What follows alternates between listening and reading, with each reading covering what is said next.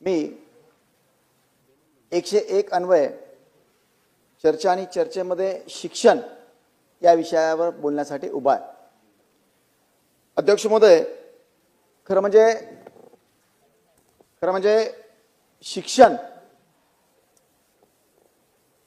आपल्या भारताची सर्व इकॉनॉमी जर आपण बघितली तर फक्त दोन तंबूवर आपण अध्यक्ष महोदय अवलंबून आहोत, शेती आणि शिक्षण। आणि शेतीमध्ये आपल्या अनेक अडचणी आहेत, नैसर्गिक अडचणी आहेत, काही इन्फ्राच्या अडचणी आहेत आणि म्हणून जितकं इरिगेशन आपण करू शकतो त्याच्या फक्त 17% आपण इरिगेशन करतो।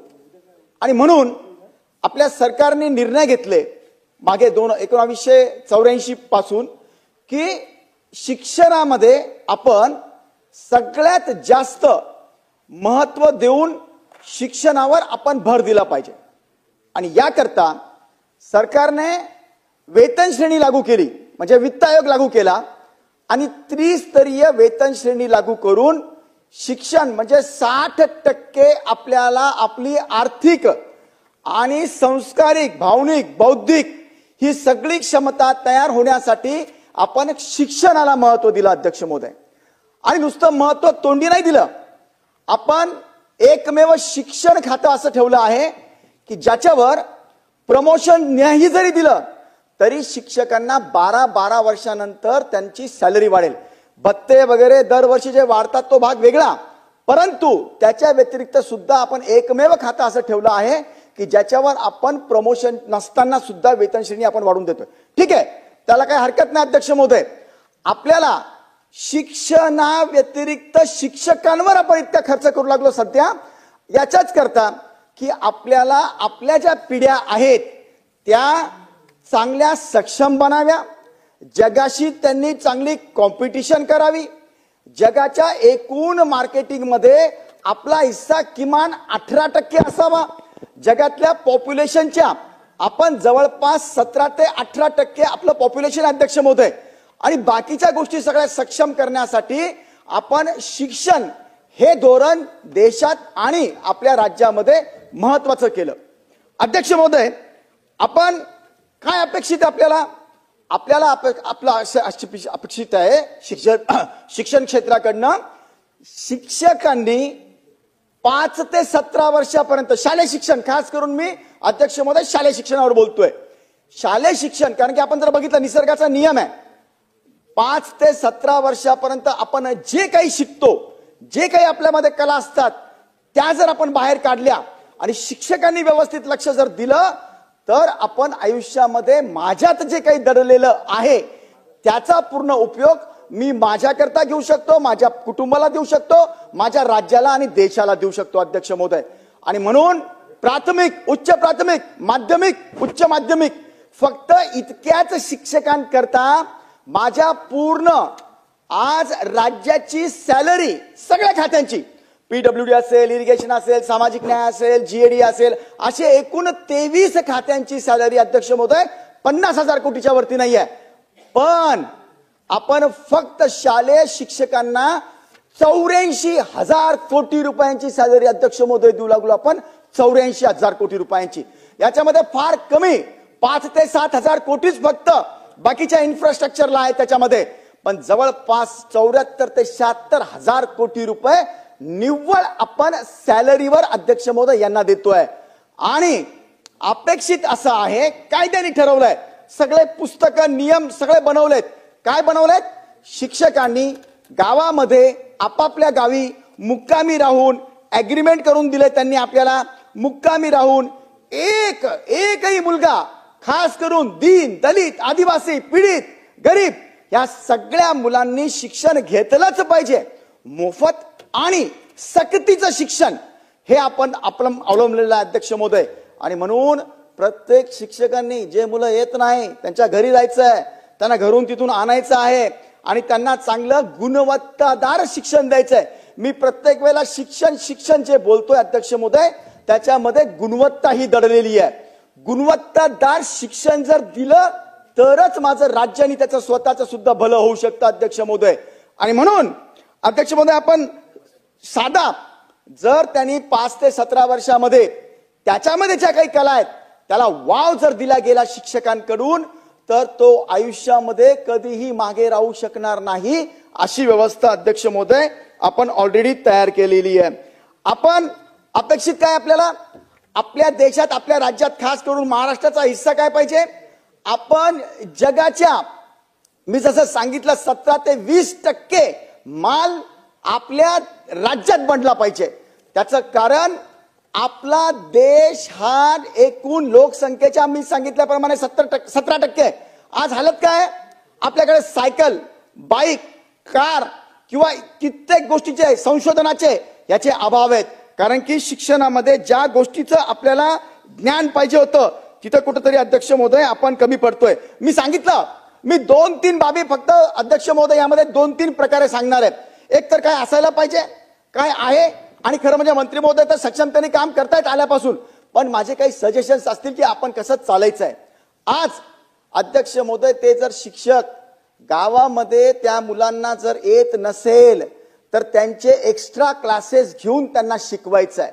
आणि त्या शिक्षकांना ते बरोबर जातात की नाही शाळेत, ते बरोबर शिकवतात की नाही शिकवतात, याच्याकरता प्रत्येक 10 शाळांमागे आपण एक केंद्र प्रमुख ठेवलेत. त्या केंद्र प्रमुखांनी वर्षाचे 120 दिवस मुक्कामी राहायचंय गावागावामध्ये आणि त्या शिक्षकांकडून या मुलांचं सगळं शिक्षण ते करतात की नाही करतात त्याची माहिती विस्तार अधिकाऱ्यांकडे द्यायची आहे. विस्तार अधिकाऱ्यांनी त्याच्यावर पूर्ण आकलन करून 80 दिवस वर्षाचे मुक्कामी त्यांनी राहून दर हप्त्याला ब्लॉक एज्युकेशन ऑफिसर गट शिक्षण अधिकाऱ्यांकडे द्यायचं आहे. जर एखादा मुलगा सुटला, त्याला येत नाही, त्याला जर शिक्षण बरोबर येत नसेल तर यांनी जाऊन त्या ठिकाणी त्यांना शिकवण्याची म्हणजे त्या शिक्षकांना त्याला शिकवायला बाध्य करायचं. अध्यक्ष महोदय गावामध्ये संस्कारमय वातावरण ठेवायचे आहेत, व्यसनाधीनता कुणाची होऊ नये, सामाजिक सलोखा ठेवणे, आणि म्हणून इतकं सगळं काम आपण शिक्षकांना दिलंय. आणि म्हणून आपण त्यांना आई वडील आणि देवांपेक्षा पण मोठी पदवी दिली आहे गुरु, आणि त्याच्या पुढे पण आपण जी लावलाय शब्द अध्यक्ष महोदय, ज्यांना आपण म्हणतो आई वडिलापेक्षा, जसं म्हणतो गुरुर ब्रह्मा गुरुर विष्णू गुरुर महेश्वर, या म्हणजे गुरु हेच सर्वस्व आपलं आहे. इतकं मोठं पद आपण त्यांना बहाल केलेलं अध्यक्ष महोदय. आणि त्यांच्याकडनं अपेक्षा आहे समाजामध्ये त्यांना आपण आदर दिला पाहिजे, त्यांचा आदर असला पाहिजे. गावागावामध्ये आपण शिक्षकांना आदराने बघितलं पाहिजे. अध्यक्ष महोदय या लेवलचं आपण त्यांना सगळ्या गोष्टी देऊ केलेल्या आहेत. परंतु आज म्हणजे आपण जी मी सांगितलं शिक्षण पद्धती जी घेतली आहे ती आपण जपानच्या धर्तीवर घेतली. अध्यक्ष महोदय जपानमध्ये सुद्धा नैसर्गिक सगळ्या संपदाचा अभाव आहे. काही देश असतात इलेक्ट्रॉनिक मध्ये, इंडस्ट्रीज मध्ये, याच्यामध्ये, परंतु आपला देश शेतीप्रधान आणि जपान याच्या काही गोष्टीच्या कमतरता असल्यामुळे आपण ही सगळी वेतन श्रेणी अध्यक्ष महोदय त्यांना देऊ केलेली. आपल्याला आश्चर्य वाटेल अध्यक्ष महोदय, आपण अक्षरशः शिक्षणापेक्षा शिक्षकांवर इतका खर्च केलाय का, कारण की ते टॅलेंट असले पाहिजे. या झालं काय, आपण जेव्हा ह्या वेतन श्रेणी सुरू केल्या, वित्त आयोग लागू केला अध्यक्ष महोदय, बीएड कॉलेजचे फार मोठ्या प्रमाणामध्ये इथे बरेच कॉलेज आपण इथे उघडल्या गेले आणि त्यांना आपण नोकऱ्या दिल्या अध्यक्ष महोदय. नोकऱ्या दिल्यानंतर आज हालत अशी आहे की आपण जर बघितलं की आपल्या शिक्षकांना केंद्र प्रमुख, शिक्षक आणि विस्तार अधिकारी यांनी जे काम केलं पाहिजे ते अजिबात न करता फक्त कागद भरतात. केंद्र प्रमुख कधीही त्या शिक्षकांना जाऊन विचारत नाही. मी अगोदरच सांगतो अध्यक्ष महोदय, मी बोलताना जे बोलतोय ना ते 80% शिक्षकांच्या बाबतीत बोलतोय. 20% शिक्षक आमचे अगदी चांगले आहेत. आताच हिवाळी शाळेमध्ये अध्यक्ष महोदय 1000 पर्यंतचे पाढे माझ्या जिल्हा परिषदच्या शाळेच्या विद्यार्थ्यांना येतात. तिसरीची फक्त मुलगी आहे, त्यांना सगळ्या जगाचे सगळे देश, सगळ्या राजधान्या माहिती आहेत. आपल्या म्हणजे 1 ते 100 घटनेच्या सेक्शन ह्या 4थीच्या मुलाला पाठ आहे. डायरेक्ट पे मुखपाठ सांगतात. आणि कोणत्या शाळेचं सांगतोय मी, जिल्हा परिषद शाळेचं सांगतोय. वारे गुरुजी असतील, माझ्या मतदारसंघातले गरजे गुरुजी असतील, निफाडचे शिक्षक असतील, हिवाळी शाळा, अशा एकूण 1,500 शाळा आपल्या, किती 1,04,000 आपल्याकडे प्राथमिक शाळा आहेत अध्यक्ष महोदय, आणि माध्यमिक 28,000 शाळा आहे. त्याच्यापैकी 1500 शाळा अशा आहेत म्हणजे मॉड्यूल तयार आहे. त्या ठिकाणी अक्षरशः लाईन लागते अध्यक्ष महोदय ऍडमिशन घ्यायला जिल्हा परिषदच्या. आता एक सोलापूर जिल्ह्यामधली शाळा आहे, त्या ठिकाणी इतके उच्च प्रतीचं शिक्षण आपलेच जिल्हा परिषदचे शिक्षक अध्यक्ष महोदय त्यांना देतात. म्हणून त्यांचे खरं म्हणजे आपण पाय जरी धुवून पिलो तरी कमी, इतके चांगले शिक्षक ते अध्यक्ष महोदय आहेत. काही काहींनी विडा उचललाय. माझ्या गावातले मुलं जोपर्यंत IAS होत नाही तोपर्यंत मी चप्पल सुद्धा घालणार नाही अध्यक्ष महोदय. आणि ह्या खरं म्हणजे मी सगळे नावं घेत नाही गावांचे, परंतु अक्षरशः लाईन लागते अध्यक्ष महोदय. परंतु दुर्दैवी असं आहे की मेजॉरिटी जी आहे, मेजॉरिटी ही अगदी भयंकर आहे अध्यक्ष महोदय. जेव्हा आपण बघितलं केंद्राच्या काही गोष्टी लक्षात आल्या, राज्याच्या काही गोष्टी लक्षात आल्या की आपल्या पिढ्या सुधरत का नाहीये. मी जसं सांगितलं की गावातल्या दीन दलित गरीब आदिवासी ह्या मुलांनी शिक्षण घेतलंच पाहिजे. शिक्षक काय करतात अध्यक्ष महोदय, रकान्यामध्ये भरतात. गावात एकही मुलगा शिक्षणाविना शिल्लक नाहीये. आम्ही गुणवत्तेचं शिक्षण देतो हे केंद्र प्रमुखांनी येऊन चेक करायच्या ऐवजी तेच पाठवतात आणि तेच वरती पाठवतात अध्यक्ष महोदय. आणि सगळ्यात भयानक गोष्ट काय अध्यक्ष महोदय की ते लिहितात दर महिन्याला प्रमाणपत्र की आम्ही गावातच मुक्कामाला राहतो. सगळा सर्वे झाला अध्यक्ष महोदय, 92% शिक्षक दर महिन्याला खोटे प्रमाणपत्र देऊन बियोंना पाठवतात आणि आपली सॅलरी घेतात. आता मला सांगा अध्यक्ष महोदय, गावात संस्कार येणार कुठून? गावात हे शिक्षण शिकणार HRA तर घेतात, पण समजा एखाद्या वेळेला त्यांनी HRA नाकारला जरी तरी त्यांना कंपल्शन आहे तिथं राहायचं, त्यांनी अग्रीमेंट घेतलेलं आहे. आपण अध्यक्ष महोदय मी स्पष्टपणे सांगतो, हे मला दुसरा शब्द नाही अध्यक्ष महोदय, यांनाच काही येत नाही, यांना अभ्यासक्रम माहित नाही, यांचे स्वतःचे अभ्यासक्रम यांना माहित नाही, त्यांच्या तासिका घेत नाहीये. आपण शिक्षक काय शिकवतात मुलांना, बाबा रे तू चोरी करू नको, तू पुस्तकावर काही खोटं लिहू नको, खोटे कागदपत्र बनवू नको. आणि हेच दर महिन्याला खोटे कागदपत्र जर बनवून देत असतील आणि जर पैसा लुटत असतील अध्यक्ष महोदय, माझा दावा आहे, मी मंत्री महोदयांना विनंती करतो, मंत्री महोदय आपण जे काही आमच्या प्रश्नाचे उत्तर देणार त्याच्यामध्ये आम्हाला आपल्याला हात जोडून विनंती आहे, तुम्ही सुधारणा अनंत करणार आहात, सुधारणा करा. पण आज तागायत आमच्या ज्या पिढ्या बर्बाद झाल्या आणि आम्ही जे बोलतोय, मी जितकं बोलतोय ते पुराव्यानिशी बोलतोय अध्यक्ष महोदय. जर हे खरं असेल तर मागच्या मध्ये 30,000 कोटी रुपयाचा यांनी HRA फुकटचा आम्ही त्या गावातच राहतो असा करून केलेला आहे. यांच्याकडनं ते 30,000 कोटी रुपये तुम्ही वसूल केलंच पाहिजे. अध्यक्ष महोदय तुम्हाला भयानक गोष्ट सांगतो, कोरोनामध्ये आपला RT काय सांगतो, राईट टू एज्युकेशन, आपत्ती व्यवस्थापन, इलेक्शन आणि जनगणना हे त्यांना कंपल्सरी आहे. ते सांगतात आम्हाला बरेच कामं आहे, 105 कामं आहे, 104 कामं आहे. अरे ते गावातच राहत नाही तर कामं करतात कुठून? कामं बिलकुल करत नाही अध्यक्ष महोदय, खोट्या संघटना करून दबाव टाकतात. आणि म्हणून माझी मंत्री महोदयांना विनंती आहे, कोरोनाचे 2 वर्ष कुणाच्याच लक्षात नाही अध्यक्ष महोदय. आपण सुद्धा इतकं काम केलं रस्त्यावर उतरून अध्यक्ष महोदय, तुम्ही होतो आम्ही होतो, आपण आपला मतदारसंघ पण लागू नये, आपण गावागावामध्ये इतके पेशंट ज्या कोणी हात लावायला तयार नव्हतं आपण तिथं उतरून काम केलं. शिक्षकांची गरज होती त्या गावामध्ये, कुठं ऑक्सिजन आहे का, कोणी बिमार पडलंय का, कुणाला डॉक्टरची गरज आहे का, ह्या गोष्टी त्यांनी घरी बसून मोबाईलवर करायला पाहिजे होत्या, त्या गावातच राहायला पाहिजे होतं. पण अक्षरशः हे सगळे शहरात पळून गेले अध्यक्ष महोदय. अध्यक्ष महोदय तुम्ही माझी ही गोष्ट नोट करून घ्या, आम्ही तरीही त्या कोरोनाच्या कार्यकाळात त्याच गावात राहिलो, असे प्रमाणपत्र जोडले आणि 1,10,000 कोटी रुपयांचा पगार खोटा घेतला अध्यक्ष महोदय, यांनी खोटा घेतला. ते गावात नव्हते अध्यक्ष महोदय. आणि जेव्हा ही गोष्ट सगळ्या राज्याच्या आणि केंद्राच्या लक्षात आली की मुलं ढका होत आहेत, 30% मुलं गावातले शिकत का नाही आहेत, हे सांगतात झेडपीच्या शाळा बंद करू नका, पटसंख्या कमी होते. मला सांगा एका गावात 150 मुलं आहे का, 150 मुलं काही शाळेत शिकत नाही का?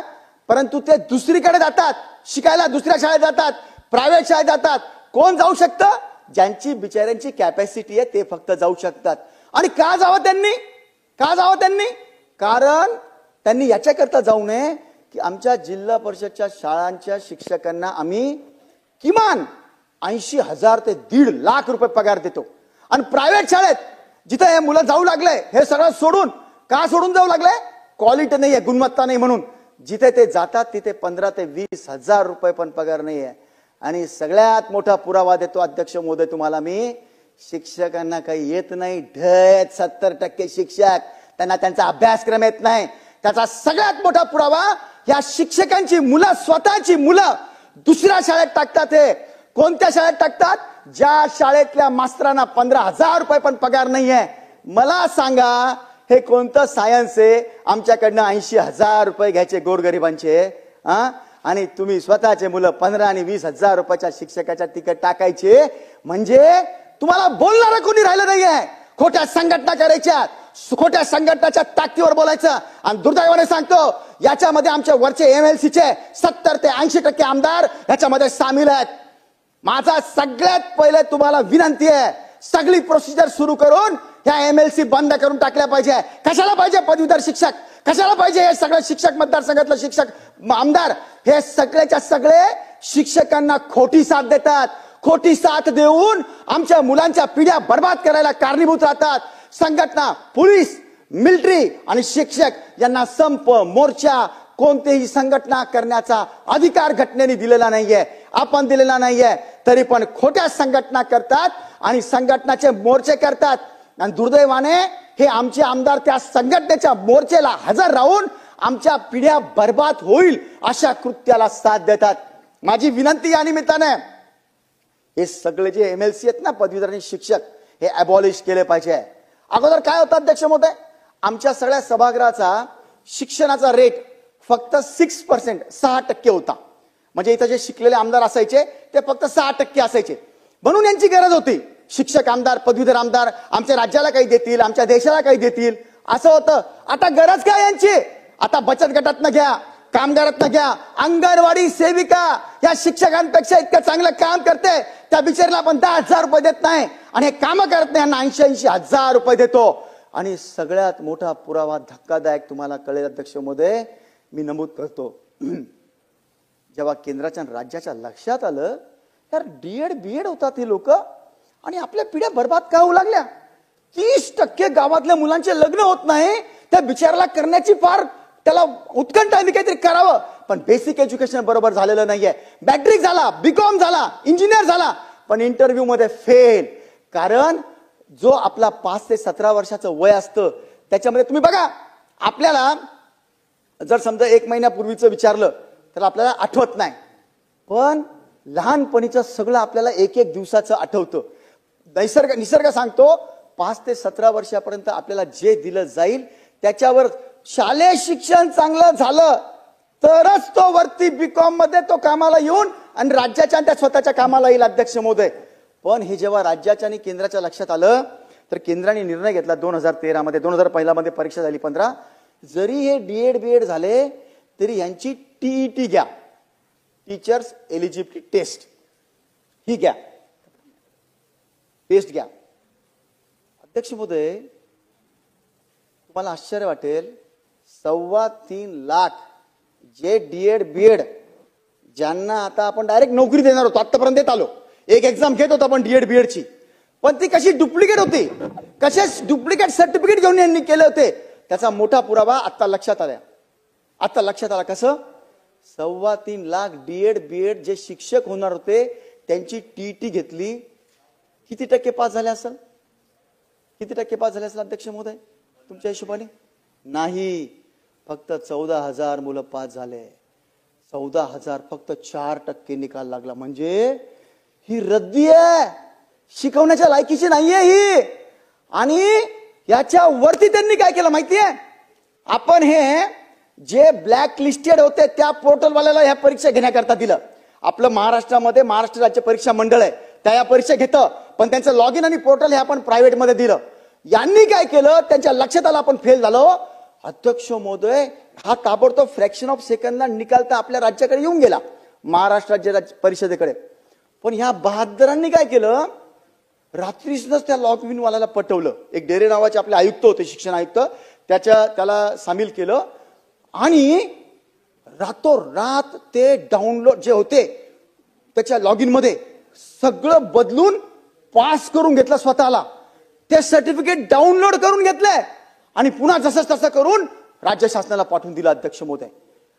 अध्यक्ष महोदय, यांचे व्हेरिफिकेशन व्हायला पाहिजे होतं. हजारो शिक्षकांनी ईओनी आणि सांगितलं होतं राज्यांनी, आयुक्तांनी यांना कळवलं होतं लेखी की आमचं व्हेरिफिकेशन दिल्याशिवाय यांना पदवी म्हणजे हे द्यायचं नाही, शिक्षक बनवायचं नाही, यांना नोकरी द्यायचं नाही, यांना कोणतीही सही द्यायची नाही. पण त्यांनी तसं केलं नाही, काही ऐकलं नाही आणि 25-25 लाख रुपये घेऊन अध्यक्ष महोदय यांना डायरेक्ट खोट्या पदव्या बहाल केल्या. इतकंच नाही, हे डुप्लिकेट सर्टिफिकेट छापले, सेम तशा सह्या केल्या, तसे हजारोच्या नोकऱ्या मिळवल्या. आणि काही महाभागांनी काय केलं अध्यक्ष महोदय माहिती आहे? 2013 पासून तर 19 पर्यंतची मुदत होती या एक्झाम देण्याची. यांनी अगोदर कायम विनाअनुदानित होतं, आता विनाअनुदानित केलं आपण या आपल्या आमदारांच्या फोर्सवर.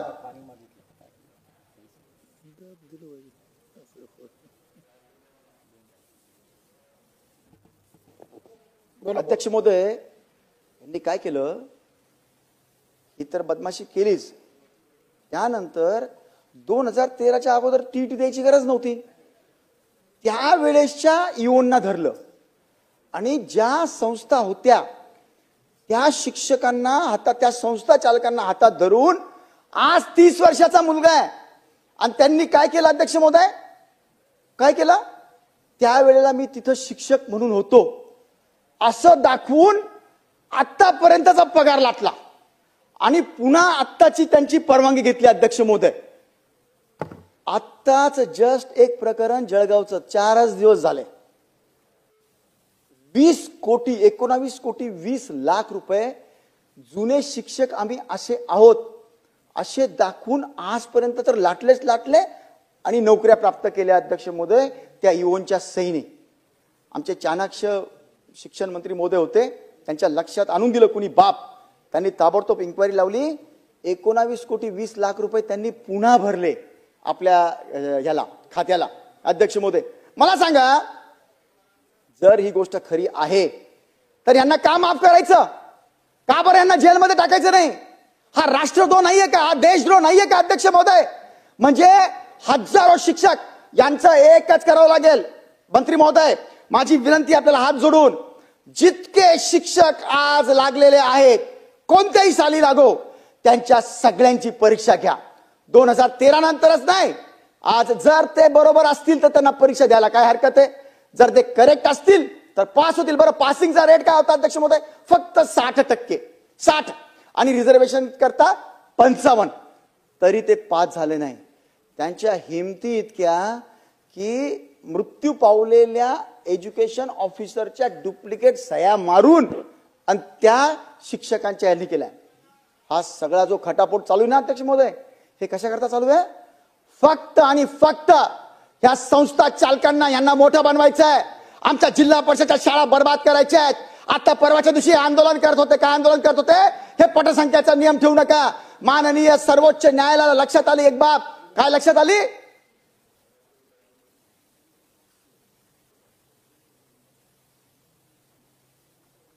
सन्माननीय अध्यक्ष महोदय, सर्वोच्च न्यायालयाच्या बाब एक लक्षात आली. 40 लाख आधार कार्ड जुळत नाही मुलांचे, बरं का, जुळत नाही. सुप्रीम कोर्टाने ऑर्डर दिली, नवीन पटसंख्या तयार करा. हे लगेच हादरलंय, कारण एक प्रकरण आता झालं.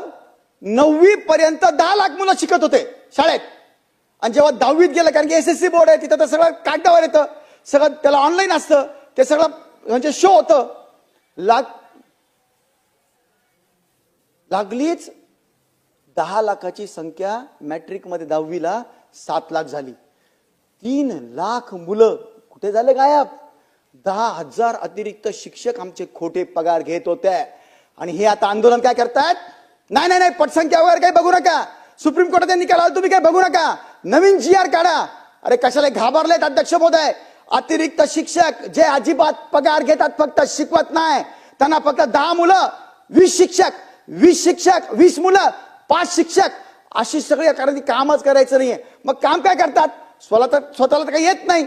गावात जर आपण राहिलो, आपल्याला लोक जबाब विचारतील, आमच्या मुलाला काही येत नाही. हे काय करतात अध्यक्ष महोदय? तुम्ही बघून घ्या, कित्येक शिक्षक बँकेचे लोन एजंट आहेत, LIC एजंट आहेत, प्लॉटिंग करतात, सावकार्या करतात, जीपात टॅक्स्या चालवतात अध्यक्ष महोदय दुसऱ्यांना देऊन. इतकंच नाही अध्यक्ष महोदय, यांच्या नातेवाईकाच्या नावाने पुरावे माझ्याकडे बिअर बार ओपन केले, त्यांनी काहीतरी वाटलं पाहिजे मनाला. इतकंच नाही अध्यक्ष महोदय, स्वतः कॉन्ट्रॅक्टर बिल्डर, हे मी जितकं बोलतोय ना हे यांना चालत नाही. कोणत्याही नोकरीच्या माणसाने या गोष्टी करू नये, त्याच गोष्टी ते करतात. आणि शाळेमध्ये 5 ते 10 हजार रुपयाचा मुलगा पाठवून देतात आणि स्वतः सव्वा लाख रुपयाचे पगार मोफत घेतात. पैसा इतका वाढलाय, संघटनेची ताकद इतकी वाढवून ठेवली आहे. 5 लाख शिक्षक प्राथमिकचे, 2 लाख शिक्षक माध्यमिकचे, हे सगळे 7 लाख शिक्षक. आणि आमचे काही राजकारणी त्यांना घाबरतात, म्हणतात अरे नाही रे नाही, ते काय इतकं मोठं त्यांचं व्याप आहे, मग ते आपल्याला हरवतील. ते शिक्षक आपला शिक्षकाच्या प्रती आपल्याला आदर असला पाहिजे. आदर नाहीये, भीती आहे आपल्या, त्या शिक्षकांची भीती आहे. हे काय करतील समाजामध्ये माहित नाही. भांडण लावतात एक दुसऱ्यामध्ये, राजकारण करतात, पतपेढ्यांचे राजकारण करतात अध्यक्ष महोदय. इतकंच नाही, आता तुम्ही जर बघितलं मागच्या 5 वर्षामध्ये कित्येक अत्याचारांच्या, लहान मुलीवरच्या अत्याचारांच्या केसेस या शिक्षकांकडनं घडतात अध्यक्ष महोदय. हे लाजिरवाणं नाहीये का अध्यक्ष महोदय? आपण गुरु मानतोय त्यांना आणि त्यांच्याकडनं या सगळ्या गोष्टी घडू लागल्या आहेत. आपण त्यांना पोर्टल दिलेत, UDIS, सरल, squash, teachers portal, students portal, अजून पवित्र पोर्टल, सरल पोर्टल, सगळ्या पोर्टलचा गैरफायदा घेतात अध्यक्ष महोदय. हे फक्त एक भरतात आणि केंद्र प्रमुखांचे यांचे हप्ते ठरलेले आहेत. तुम्ही बघून घ्या. मंत्री महोदयांनी मला मागच्या 2 वर्षाचा रिपोर्ट आपल्या अधिवेशनात किंवा पुढच्या अधिवेशनात दाखवावा.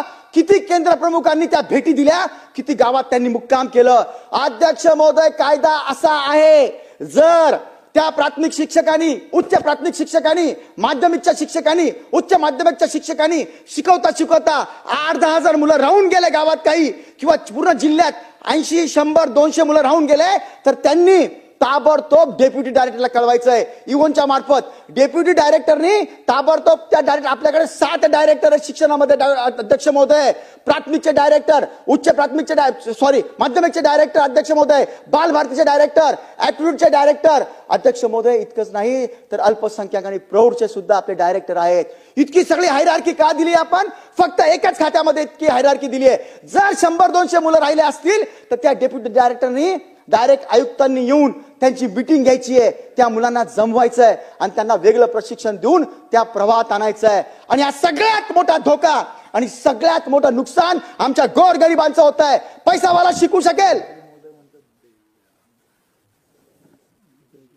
अध्यक्ष महोदय, पैसेवाले शिकू शकतात, दीन दलित, गरीब, पारधी, आदिवासी ह्यांनी कुठे जायचं? आमचे सेक्युरिटी, आमचे पोलीस मित्र, आमचे टॅक्सीवाले, आमच्या रिक्षावाले, या सगळ्यांच्या मुलांची आज इतकी दैना आहेत, ते 30,000 रुपये पण वर्षाचे भरू शकत नाही. आणि ती जिम्मेदारी आम्ही घेतली आहे, आमच्या सरकारने घेतली आहे अध्यक्ष महोदय. त्यांना शिकवण्याची जिम्मेदारी घेतली आहे. पण संघटनेच्या जोरावर आणि राजकारण्यांच्या सगळ्या दबावामुळे आपण कुठे पुढे जाऊ शकत नाहीये. माझं फक्त एकच विनंती आहे, ह्या सगळ्या गोष्टीची टेस्ट तुमच्याकडे आहे. हे प्रूव्ह झालंय की हे शिक्षक शिकवत नाही, यांना काही येत नाही, आणि ज्यांना येतं त्यांचा ऍटिट्यूड बरोबर नाही अध्यक्ष महोदय, ते फक्त दबावात आणतात. मग तुम्ही यांच्यावर कारवाई करणार की नाही करणार? अध्यक्ष महोदय, सुधारणा होत राहतील. अध्यक्ष महोदय, मंत्री म्हणतील की बाबा, आता मंत्री महोदय सांगतील आपण असा सुधारणा करू वगैरे वगैरे. बिलकुल करा सुधारणा.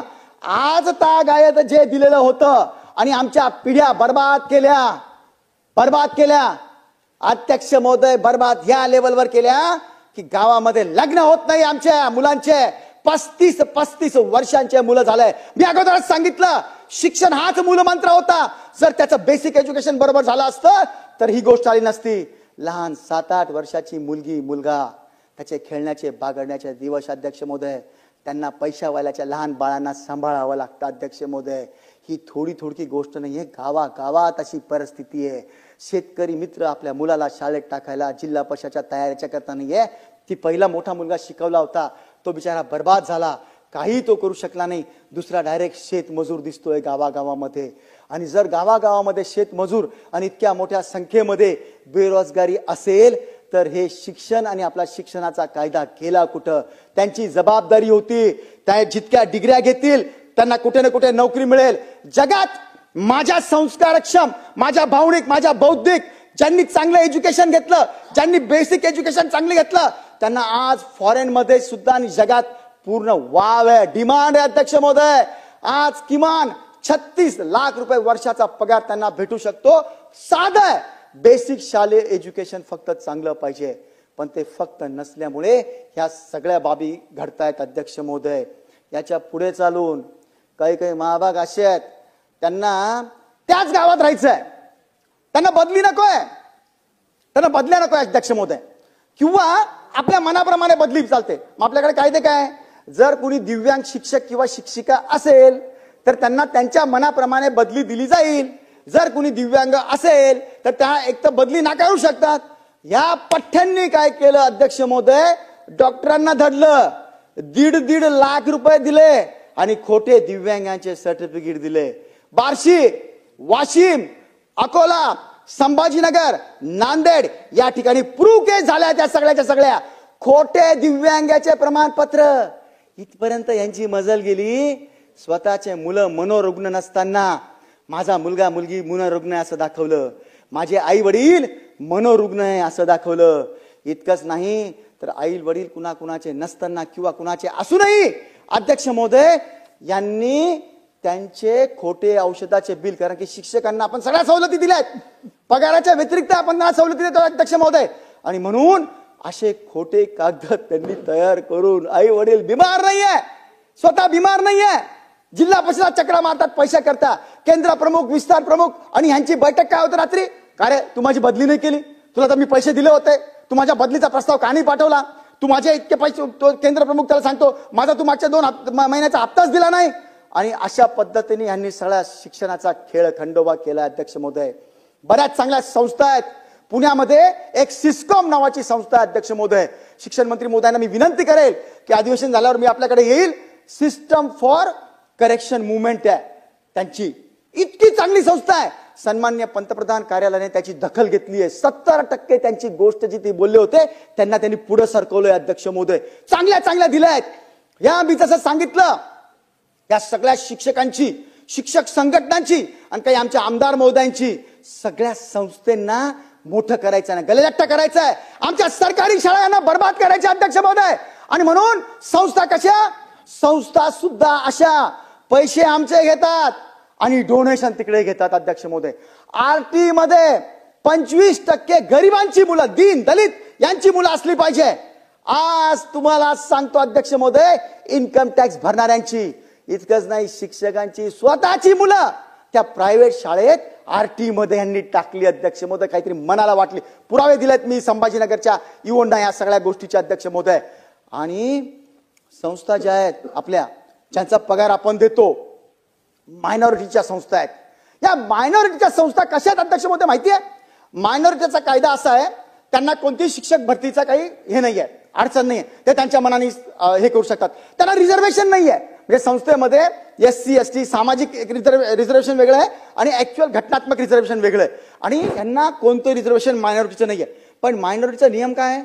किमान मायनॉरिटीचं असं आहे अध्यक्ष महोदय, एक आहे भाषिक, एक आहे धार्मिक. समजा भाषिक मध्ये तमिळनाडूचं कोणी असेल किंवा एखादा, अध्यक्ष महोदय सुरुवातच केली अध्यक्ष महोदय. मी घड्याळाकडे बघत पण नाही अध्यक्ष महोदय अजिबात. आणि माझी ही गोष्ट जी मी बोलतोय ना अध्यक्ष महोदय, खरं सांगतो फार चुकलोय आपण 20 वर्षात. मी नुसतं बोलायचं म्हणून बोलत नाहीये. मी तुम्हाला इतकी विनंती करू, इतक्या रात्रीमध्ये खरंच थांबलो नाही अध्यक्ष महोदय. खरंच पिढ्या बरोबर लहान मुलांची तुम्ही हालत जाऊन बघा अध्यक्ष महोदय. गावागावामध्ये साहेब माइनॉरिटी पे तो आता मैं रणधीर बाबू, लेकिन सुनने जैसी बात है, छोटी लड़कियां जो है ना, मेरी खुद की लड़कियां मेरे को सामने आती, जब बिचारों के खेलने का टाइम है और उनको बर्तन उठा के भांडे मांजना पडते, भांडे घासावे लागतात, त्यांना विटकराचे टोपले उचावे लागतात, त्यांना वाळूचे ते बघा जाऊन गावागावात ट्रॅक्टरच्या खाली लहान मुली आपल्या आई बरोबर काम करतात अध्यक्ष महोदय. का करत नाही असं? खोटं बोलतोय अध्यक्ष महोदय मी? त्यांच्या आई भांडे माजतात. अरे आपण जेव्हा इतका पैसा दिला, आपण व्यवस्था तयार केल्या, या शिक्षकांना यांचं काम नाही का गावागावात जाऊन या मुलांना चांगलं शिक्षण द्यायचं? जर ते देऊ शकत नसतील तर त्याच्या पुढच्या व्यवस्था आम्ही केल्या. विस्तार अधिकारी, केंद्र प्रमुख ठेवले, सगळा पैसा आमचा ऐकायचा आणि तुम्ही लाटायचा पैसा. सगळे खोटे कागदपत्र बनवून लाटायचा. आणि मी तुम्हाला बोलायचं नाही, ज्या गोष्टी राईट आहे त्या शिक्षकांच्या बोलायच्या नाही अध्यक्ष महोदय. मायनॉरिटी मी तुम्हाला सांगत होतो, भाषिक आणि धार्मिक. समजा तमिळनाडू कर्नाटकचे जर असतील त्यांची भाषा टिकावी, तर मराठी बरोबर त्यांनी त्यांच्या भाषेचं बघावं.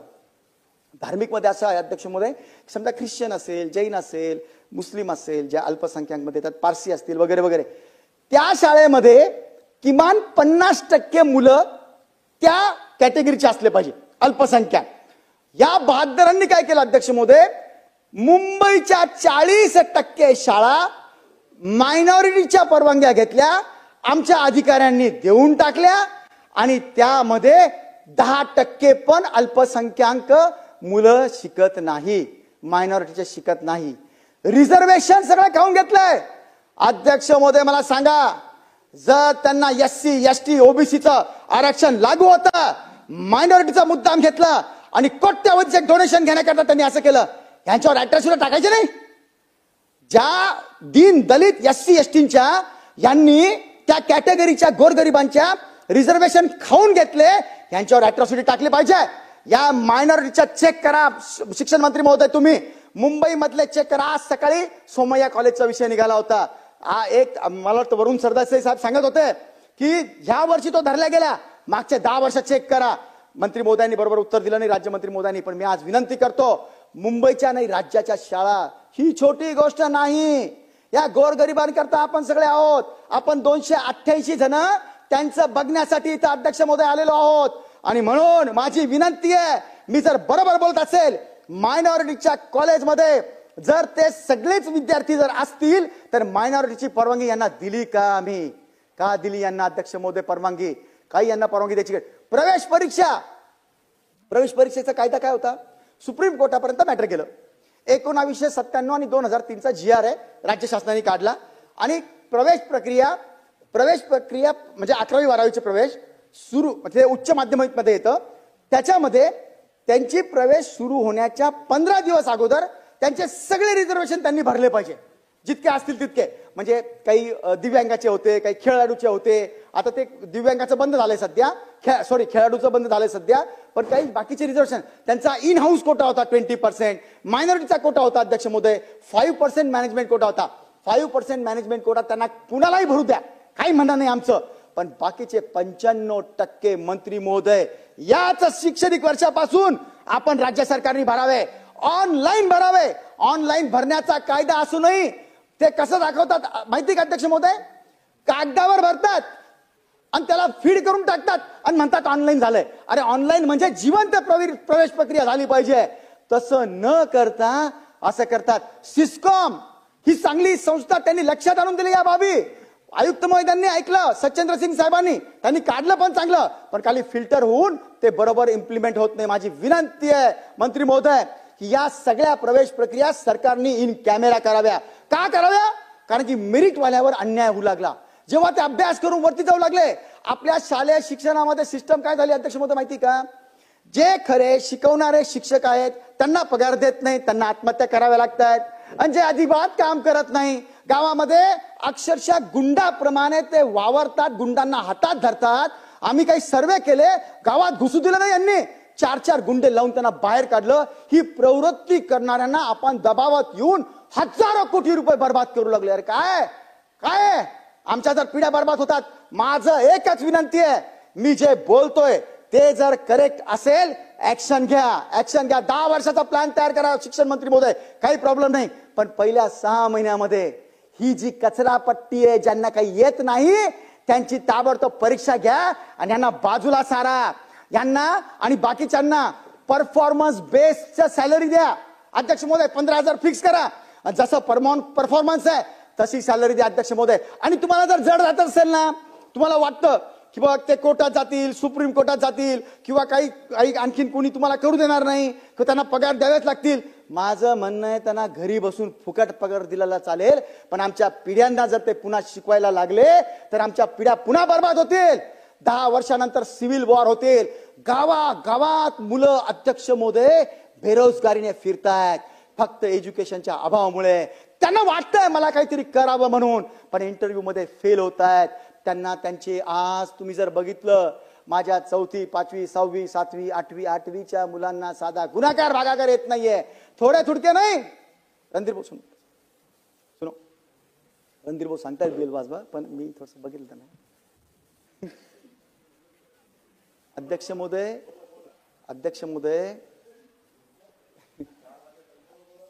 हा बघा, मंत्री महोदय पण मला सपोर्ट करू लागले. त्यांना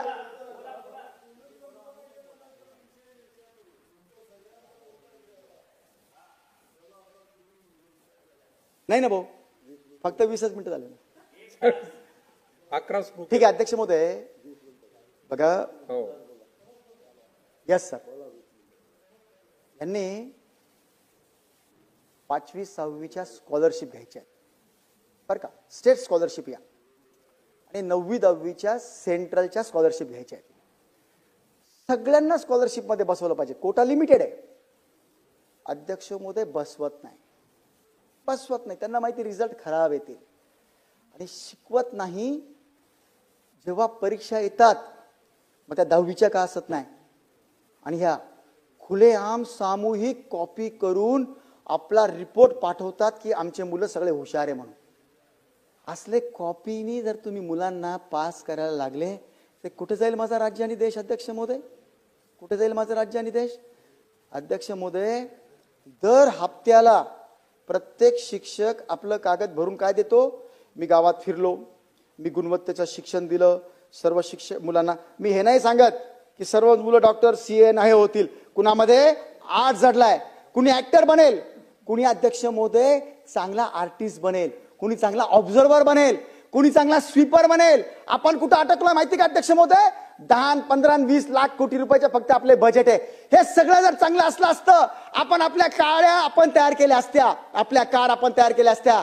आपलं SCERT आहे, NCERT आहे या शिक्षकांना प्रशिक्षण देण्यासाठी, आणि आपले रिसर्च सेंटर या मुलांसाठी अध्यक्ष महोदय संशोधन झाले असते, बेसिक एज्युकेशन चांगलं झालं असतं, आमची इकॉनॉमी इतकी चांगली झाली असती. मी नुसतं कागदावर नाही बोलत, मी अभ्यासाने बोलतो अध्यक्ष महोदय. 40 लाख कोटी रुपयाचा आपला बजेट असला पाहिजे होता. आता आपण कशाला घाबरतोय? फक्त 40,000 कोटी रुपये आपण त्या बहिणींना दिले काय तर लगे आपण घाबरलो, आपण लगे कटछाट करायला लागलो. 40 लाख कोटींचा आपला बजेट असला पाहिजे होता. इतकी उन्नती या शिक्षणातून व्हायला पाहिजे होती. रणधीर भाऊ स्कॉलरशिप घेत नाहीये, स्कॉलरशिप घ्यायची हिंमत नाही करत ही लोक. 10वीच्या स्कॉलरशिप घ्यायची हिंमत करत नाही. SCERT आणि NCERT म्हणजे state council for education and research training centre, आणि NC म्हणजे national council for education research training centre. अध्यक्ष महोदय अभी परसों के दिन, परवाच्या दिवशी त्यांनी या शिक्षकांना म्हणजे या शिक्षकांना प्रशिक्षण द्यायचंय. तुम्हाला आतापर्यंत बरोबर येत आहे, पुढचं तुम्हाला प्रशिक्षण द्यायचंय, तुम्हाला आम्हाला अद्ययावत ठेवायचं आहे. याकरता आता प्रशिक्षण 24,000 शिक्षक सोलापूरला बोलावले होते. अध्यक्ष महोदय किती आले? 6,000 फक्त. आणि ज्यांचे नाही आले त्यांना खोटे प्रमाणपत्र देऊ लागले हे सह्या करून. हे आले म्हणून, त्यांनी प्रशिक्षण घेतलं म्हणून 3 दिवसाचं 2 टप्प्यामध्ये 6 दिवसाचं प्रशिक्षण होतं. अध्यक्ष महोदय, मंत्री महोदय, पण हे न येता ही खोटे कामं करतायत. आणि मग ही सवय कुठे लागली आहे? मग बीकॉम मध्ये तसंच इंजिनिअरिंगचे पेपर फुटतायत. इथपर्यंतच नाही, MPSCचे सुद्धा पेपर फुटायला लागलेले आहेत अध्यक्ष महोदय. अरे का बरं बिहार एज्युकेशन मध्ये पुढे आपल्या 5वी पासून त्यांच्या ऍप्टिट्यूड टेस्ट आणि सगळ्या कॉम्पिटिशनच्या टेस्ट घेतल्या जातात IAS, IPS, IRSच्या बेसवर. अध्यक्ष महोदय तुमचं स्वागत करतो शिक्षण मंत्री महोदय मी की तुम्ही CBSE पॅटर्न लागू करताय. चांगली गोष्ट आहे. आमचा सगळा मराठी बाणा, आमचं मराठी सगळं साबित ठेवून CBSE जर तुम्ही नाही घेतली तर हे मुलं कॉम्पिटिटिव्ह एक्झाम घेणार. कारण हे जेव्हा जातात सुनील भाऊ पुढे जातात ना, तेव्हा हे आपलं खालचं जे SSC बोर्डाचं ते तिथे कामाला येत नाही, हे पासच होत नाही, आणि मग दुसरे जण येऊन आपल्याकडे राज्य करतात. अध्यक्ष महोदय म्हणून माझी विनंती आहे, CBSE ICSE हा पॅटर्न असला पाहिजे. त्याचं प्रमाण तुम्ही ठरवा. मराठी साबित ठेवून हे सगळं तुम्ही केलंच पाहिजे अध्यक्ष महोदय. आणि आज कितीही आपण बोललो अध्यक्ष महोदय, मला माहिती आहे या शिक्षक संघटना ज्या बेकायदेशीर आहेत, धमक्या देतात, खुनाच्या धमक्या देतात. कुणी थोडं गावात बोललं की त्यांच्यावर विनाकारांच्या विनयभंगाच्या, त्यांच्यावर खोट्या अॅट्रॉसिटीच्या, त्यांच्यावर खोट्या केसेस दाखल करण्याची हिम्मत अध्यक्ष महोदय हे सगळे ठेवतात. आणि म्हणून माझी हंबल रिक्वेस्ट आहे मंत्री महोदयाला, तुम्ही काहीतरी आम्हाला असा स्पार्क वाटतोय आज, तुम्ही खरोखर सन्मान्य बाळासाहेब ठाकरे साहेबांच्या तुम्ही तालमीत वाढलेले मंत्री महोदय, अध्यक्ष महोदय, आम्हाला तुमच्याकडनं अपेक्षा आहे, ऍक्शन घ्या तुम्ही हा विचार करू नका की 1,00,000 आणि 2,00,000 शिक्षकावर कसं काय ऍक्शन घेऊ म्हणून. कागदावर जे प्रूव्ह झालेलं आहे, तुम्ही आम्ही सर्वजण या सभागृहात कशाला आलो, सुधारणा ठीक आहे, परंतु जे करत नाही त्यांच्यावर ऍक्शन अध्यक्ष महोदय सगळ्यात पहिले आपण घ्यायची. त्याकरता आपण सगळे इथं आहोत अध्यक्ष महोदय. मी पोर्टलचं पण बोललो की पोर्टल हे अध्यक्ष महोदय तुम्ही एकच ठेवा, हे सगळे पोर्टल बंद करून एकच पोर्टल ठेवा. त्या एक पोर्टलमध्ये सेंट्रल गव्हर्नमेंटला पण माहिती जाईल, राज्य सरकारला पण माहिती जाईल, स्टुडंटला पण जाईल, टीचरला पण जाईल. यांना इतकं ते काय करतात मग माहिती का मंत्री महोदय, याच्या नावाने ते सांगतात आम्हाला इतके काम आहेत. ती काही गोष्टी जर बरोबर असतील तर त्यांना तुम्ही केलं पाहिजे अध्यक्ष महोदय. दुसरं अध्यक्ष महोदय, मी शेवटाकरता येताना इतकंच सांगेल की आत्ता जसं जळगावमध्ये 19 कोटी रुपये तुम्ही वसूल केले, माझा दावा आहे अध्यक्ष महोदय तुम्हाला 5,000 कोटी रुपये वसूल करावे लागणार आहे अशा पद्धतीनं. कारण इतक्या खोट्या शिक्षकांनी 2013च्या अगोदरपासून आम्ही नोकरी करतो, काही 2013च्या नंतरचे सांगितलं त्यांनी, असे खोटे सर्टिफिकेट लावून हे शिकवण्याचं बोलतात. म्हणून मी साधा बोल नाही, FIR तर ठीक आहे, यांना आजीवन कारावास झाला पाहिजे. त्याचं कारण सांगतो अध्यक्ष महोदय. 4-5 प्रकारचे पाप आहे आपल्या या भारतामध्ये अध्यक्ष महोदय. एक पाप आहे जाणते अजाणतेने आपण काहीतरी पाप होऊन जातं आपल्याकडे, त्याला माफी आहे, कारण की त्यांनी जाणून बुजून नाही केलं, अजाणतेपणानं झालं. काही पाप असे आहेत की मजबुरीने करावेच लागतात, मजबुरी माझी, मला ते करावेच लागेल, ठीक आहे, त्याची काही शिक्षा असेल ती मर्यादित आहे, जज साहेब बघतात आणि त्या मर्यादित शिक्षा देतात. एक काय असतात, तो गुंडाच आहे, त्यांनी 5 मर्डर केलेले आहेत, हाफ मर्डर केलेले आहेत, तो गुंडाच आहे, नावाने गुंडा आहे, तो करतो. त्याची सगळी सिच्युएशन बघून तो काही मानसिक बिमार आहे का, तो काही नशेखोर होता का, असं बघून थोडीफार हे त्याला होईल. पण साधूच्या आणि देवाच्या वेशामध्ये धारण करून जर गुंड प्रवृत्ती तुम्ही केली त्याला माफी नाहीये, अनंत काळापर्यंत कोणी विसरू शकत नाही. मला आठवतं मी एका सिरियलमध्ये बघितलं होतं अध्यक्ष महोदय, त्यांनी सांगितलं शिवजींनी पार्वतीजींनी शिवजींना विचारलं की रावणाने तर सीतेचं अपहरण केलं, तो राक्षस होता, मग त्याची पण सिच्युएशन बघून त्याला कुठेतरी माफीचं काही आहे का प्रावधान, त्याला केलं पाहिजे. शिवजींनी उत्तर दिलं की पार्वतीजी, एखाद्या वेळेला रावणाने रावण बनून जर तिचं अपहरण केलं असतं सीतेचं, तर एखाद्या वेळेला थोडाफार विचार त्याच्या सजा कमी करण्याचा झाला असता. पण त्यांनी साधूचा वेश धारण केला होता, साधूचा वेश धारण करून तिने सीतेचं अपहरण केलंय, हे माफी लायक नाही. आणि गुरुजी आई वडिलांपेक्षा मोठं स्थान देणारे जर हे खोटे कागदपत्र बनवत असतील, गुंडागर्दी करत असतील, संघटनेचे दबाव आणत असतील, आम्हाला सगळ्या पिढ्या बर्बाद करायला मजबूर करत असतील, आणि त्यांना हे आमचे आमदार सगळे नाही 70 ते 80% आमदार, मी सगळे शिक्षक वाईट म्हणत नाही, 70 ते 80% शिक्षक हे जर देत असतील, यांना सोडायचंय का तुम्हाला? सोडा, आमचं काही म्हणणं नाही, सोडा. मग तयार राहा, 10 वर्षानंतर आपल्या सिव्हिल वार होतील, दुसऱ्यांची गरज राहणार नाही.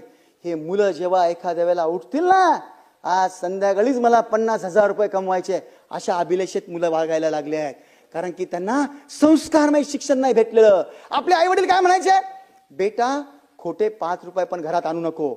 कोण सांगायचं, जिल्हा परिषद शाळेत शिकलोय सर, आम्हाला अपडाऊन फिपडाऊन काही माहित नव्हतं. सगळ्या गावांमध्ये काही शिक्षक 1-2 शिक्षक आमचे पाल टाकून राहायचे, आणि त्यावेळेला पगार फार नगण्य होता. आता तर त्यांना 1,00,000 आणि 1.5 लाख आणि 2 लाख आणि काही प्राध्यापक 3-3 लाखापर्यंत गेले. आणि कशाचे पेन्शन पाहिजे यांना सर, कशाचे पेन्शन पाहिजे? क्लास 1, सुपर क्लास 1, आमदार, खासदार, शिक्षक सगळे पेन्शन बंद झाले पाहिजे. काय गरज आम्हाला? 3rd क्लास 4th क्लास जे आहेत त्यांना बिचारांना पेन्शन दिलं तर काही हरकत नाही आहे. हा पैसा वाया टाकू लागलो आपण सगळे. गोर गरिबी इतकी वाढलेली आहे, एकाकडे इंजिनियर झालेल्या मुलाला वेटरशिप करावी लागते, एकाकडे पदवीधर मुलाला 9,000 रुपयाने कोणी विचारत नाही, आणि जे ढेकळे, जे शिकू शकत नाही, जे कुणी समाजाला काही योगदान देऊ शकत नाही, अशांना आपण कोट्यावधी रुपयाची खैरात वाटू लागलो. अध्यक्ष महोदय, हे कुठेतरी थांबलं पाहिजे, सिरियसली याच्यावर विचार झाला पाहिजे अध्यक्ष महोदय. आणि म्हणून मी तुम्हाला सांगितलं की जसं रावणाला मी तुम्हाला फरक सांगितला ना, या साधूच्या आणि गुरुजींच्या वेशामध्ये मी सगळ्यांना बोलत नाही. चांगले शिक्षक आहेत, आत्ताच मागच्या आपल्याला माहिती आहे अध्यक्ष महोदय, तुम्ही पण आमच्या ह्याच्यात होता, त्यांचे पाय धुवून पिलो. जे शिक्षक चांगले होते ना, त्यांचं पाद्यपूजन करून आम्ही त्यांचं काय म्हणतात त्याला तीर्थ घेतलं आम्ही त्यांचं. चांगले शिक्षक आहेत, झेडपीचे चांगले आहेत. मला हे पण माहिती आहे माझ्या सरकारी शाळेमधलेच विद्यार्थी आणि मुलं संस्कारक्षम, भावनिक, बौद्धिक सगळी क्षमता घेऊन पुढे जाऊ शकतील. आमचे डवले साहेब होते, आता ते मला वाटतं नाशिकला विभागीय आयुक्त आहेत. यांनी नाशिकमध्ये एक जबरदस्त पुस्तिका तयार करून आरटी प्रमाणे कसं शिक्षकांनी वागावं आणि त्यांनी इतकं चांगलं प्रावधान केलं होतं. डवले साहेबांनी एक चांगली क्रांती घडून आणली होती अध्यक्ष महोदय. परंतु या शिक्षकांची सवय काय, डवले साहेबांनी काम केलं त्याच्यानंतर ते दुसरीकडे गेले, जिथे जातात ते चांगलंच काम करतात. या शिक्षकांची सवय कशी आहे, जे चांगले शिक्षक काम करतात, वाडे गुरुजी चांगले काम करतात किंवा हिवाळी शाळा चांगली काम करतात, 1000 पर्यंतचे जर पाढे एका मुलाला येत असतील, तुम्ही विचार करा जिल्हा परिषद शिक्षक आहेत, हे सगळे शिक्षक त्यांच्यावर तुटून पडतात आणि काय म्हणतात, तुझ्यामुळे आम्हाला त्रास होतो. बोलायला काही वाटत नाही. गुरुजींनी काय केलं, समजा शिक्षकावर अन्याय होता असं धरून चालू आपण एक क्षणभर, त्यांनी शांतताने मांडावं, कोर्टात जावं, असे थिल्लरपणाने आंदोलन करावे, मोर्चे काढावे. शिक्षकांनी मिलिटरीवाल्यांचं कधी आंदोलन आपण बघितलं, पोलीसवाल्यांचं कधी आपण आंदोलन बघितलं? मिलिटरी नंतर सगळ्यात जास्त अपेक्षा आपल्याला देशाला शिक्षकाकडून होती. मला चांगलं वाटत नाही आज शिक्षकांच्या बाबतीमध्ये, गुरुजींच्या बाबतीत. मी पण जिल्हा परिषदेमध्ये शिकलेलो आहे, पण माझी मजबुरी आहे. मला लोकांनी जे निवडून दिलंय या ठिकाणी सर्वोच्च स्थानी 14 कोटीमधून फक्त 288 आहे. मी जर बोललो नाही तर मी पापी अध्यक्ष. मला कळत असून मी फक्त काहीतरी स्वार्थ ठेवू, माझ्या मतदाराचा स्वार्थ ठेवू किंवा मी काही दबाव त्यांचा करू, माझ्या जीवनात मी काही ते सांगत बसत नाही अध्यक्ष मध्ये. कोणत्या लेवलवर ते माझ्या बरोबर गेले, काय काय त्यांनी माझ्या जीवनाशी खेळ केला, मी त्याच्यात जात नाही अध्यक्ष मध्ये. पण मला एकच म्हणायचं आहे, आम्ही ज्या करता इथं आलो, खुले आम आपल्याला दिसताना आपण जर सहन करत असू तर आपल्यासारखे दुर्दैवी आपण आणि आपणच. म्हणून शेवटच्या 2-4 सजेशन्स फक्त मंत्री महोदयांना, खरं म्हणजे मी सजेशन देण्याच्या लायकीचा नाही आहे, परंतु तरी मला फक्त 2-4 बाबी आपल्याला ठेवायच्या आहेत अध्यक्ष महोदय. की सगळ्यात पहिले आपण ह्या जितक्या संस्था आहेत ना, आपल्या जितक्या आपण प्रायव्हेट संस्था दिलेल्या आहेत, त्या सगळ्या शिक्षकांच्या सॅलऱ्या आपण त्या संस्थेमध्ये न देता डायरेक्ट त्यांच्या आपण दिल्या पाहिजे. कारण की ते त्याच दिवशी ते त्यांना जातं. पण ते काय करतात, त्याच दिवशी तुम्ही बघितलं ना, समजा ज्या दिवशी यांचे चेक जमा होतात किंवा ऑनलाईन यांचे पैसे जमा झाले, त्या दिवशी ते संस्था चालक यांच्याकडनं हप्ता घेऊन टाकतात अध्यक्ष महोदय. परीक्षा प्रवेश जो आत्ताचा 11वी-12वीचा मंत्री महोदय, आत्ताचा जो 11वी-12वीचा प्रवेश परीक्षा आहे त्याच्यामध्ये ऑनलाईन आणि गव्हर्नमेंट तर्फेच करा. तुम्हाला सांगतो मी, त्यांचे 5% मॅनेजमेंट कोट्यावर मला काही बोलायचं नाहीये. त्याच्यावर तुम्हाला जसं त्यांना सूट द्यायची आहे ती तुम्ही द्यायला पाहिजे, कारण की त्यांच्या प्रायव्हेटचं मग काही अर्थ राहणार नाही. परंतु ह्या बाबी चांगल्या कंपन्यामध्ये आपली ही मुलं असली पाहिजे. याकरता या शिक्षकांची एकदा परीक्षा घेतलीच पाहिजे.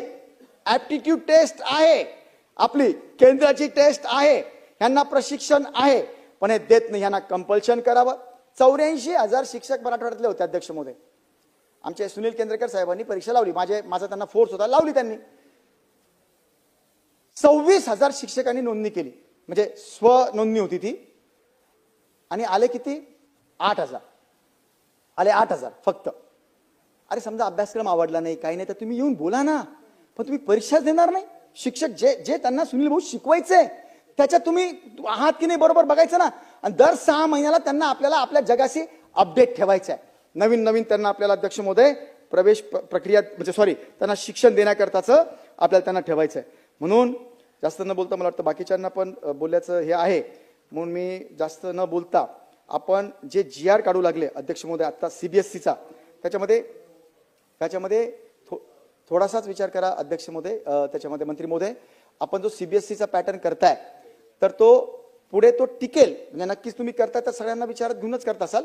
सिस्कॉम सिस्टम सारख्या बऱ्याच सिस्टम आपल्याकडे आहेत, ते तुम्ही नक्कीच चांगल्या पद्धतीने करत असाल अध्यक्ष महोदय. पण तरीही उद्या वर्ष 2 वर्ष 3, कारण की अचानक आपण CBSE लावतोय, तर त्याचा व्यवस्थित अभ्यास करून ह्या लावा जून पासूनच तुम्ही, पण त्याला कुठेही मराठीला धक्का न लागता कॉम्पिटिटिव्ह एक्झाम मध्ये ते पास होतील, म्हणजे त्या कॉम्पिटिशन एक्झामला ते पात्र ठरतील, अशा परीक्षा अध्यक्ष महोदय त्यांच्याकडून आपण घ्यायचं आहे.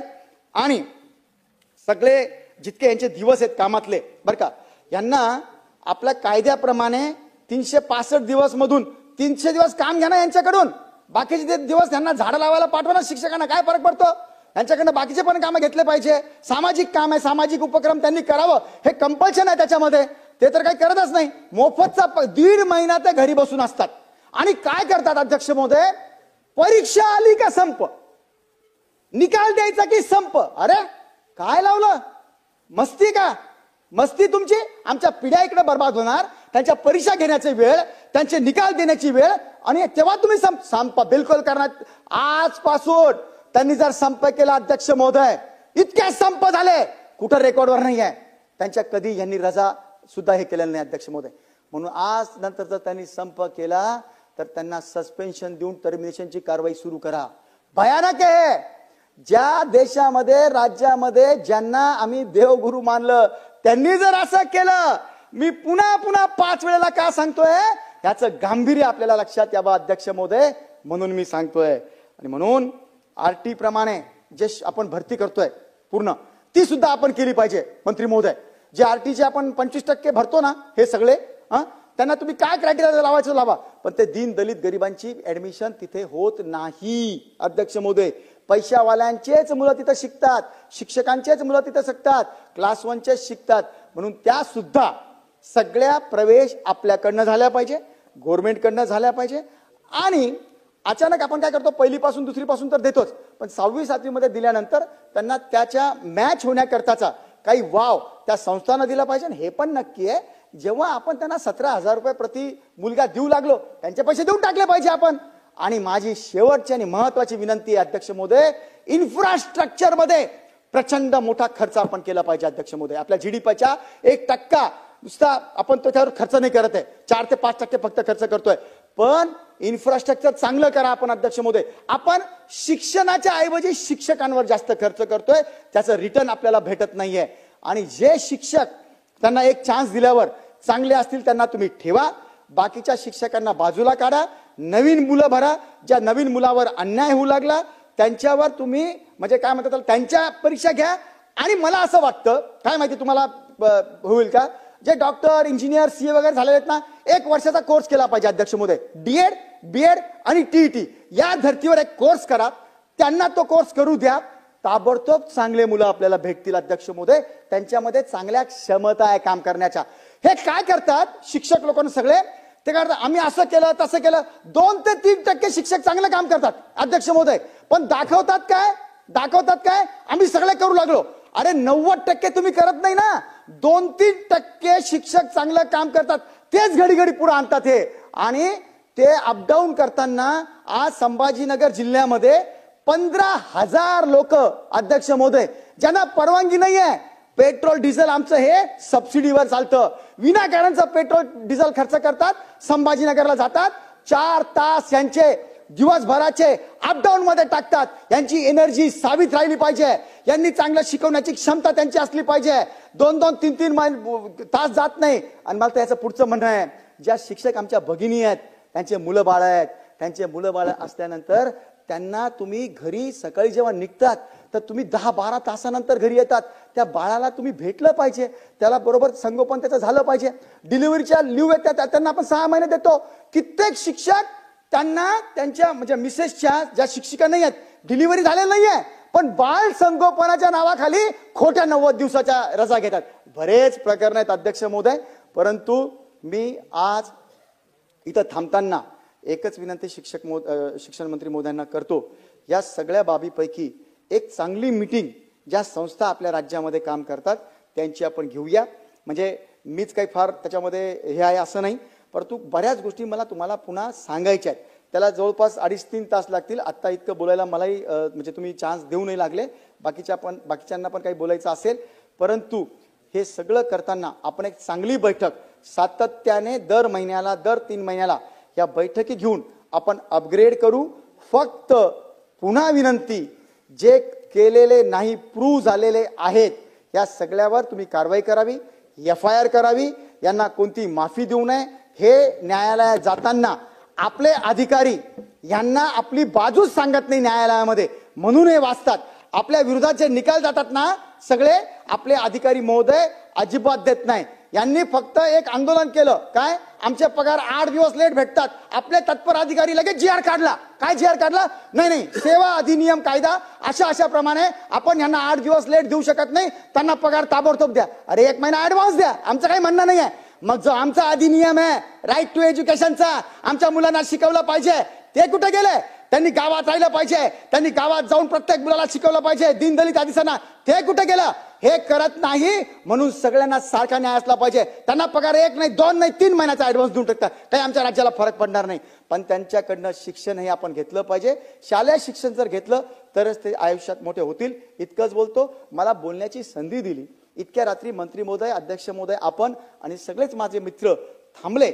मी तुमचे हे उपकार जीवनात विसरणार नाही. म्हणून धन्यवाद. जय हिंद, जय महाराष्ट्र.